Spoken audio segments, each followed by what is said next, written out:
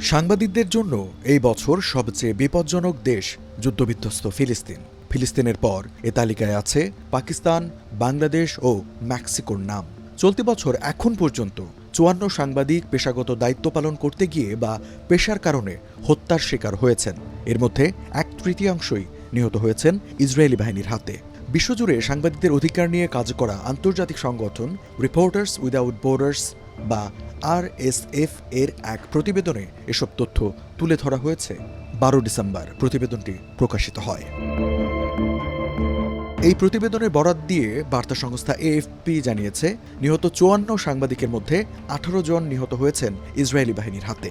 এর মধ্যে গাজায় নিহত হয়েছেন ১৬ জন এবং লেবাননে ২ জন সাংবাদিক নিহত হয়েছেন। প্রতিবেদনে চলতি বছরের ১ ডিসেম্বর পর্যন্ত পাওয়া তথ্য তুলে ধরা হয়েছে।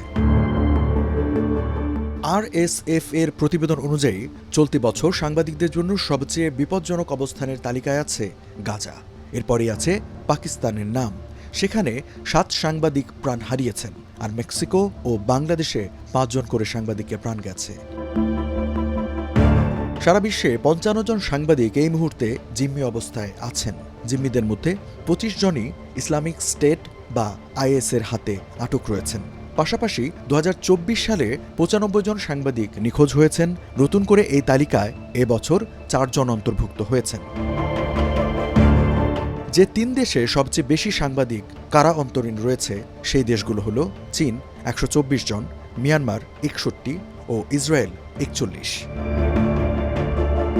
RSF এর প্রতিবেদনে বলা হয়েছে, ফিলিস্তিন এখন সাংবাদিকদের জন্য সবচেয়ে বিপজ্জনক দেশ, আর ৫ বছরে অন্য যে কোনো দেশের চেয়ে এবছর ফিলিস্তিনে নিহত সাংবাদিকের সংখ্যা বেশি। প্রতিবেদনে বলা হয়েছে, ২০২৩ সালের অক্টোবরে ফিলিস্তিন ও ইসরায়েলের যুদ্ধ শুরুর পর মোট ১৪৫ জনের বেশি সাংবাদিক ইসরায়েলি বাহিনীর হাতে নিহত হয়েছেন। এর মধ্যে ৩৫ জন তাদের পেশাগত দায়িত্ব পালনের সময় নিহত হন। এসব হত্যাকে নজিরবিহীন রক্তস্নাত বলে আখ্যায়িত করা হয়েছে। প্রতিবেদনে বলা হয়েছে, ২০২৩ সালের অক্টোবরে ফিলিস্তিন ও ইসরায়েলের যুদ্ধ শুরুর পর প্রায় ১৪৫ জনের বেশি সাংবাদিক ইসরায়েলি বাহিনীর হাতে নিহত হয়েছেন।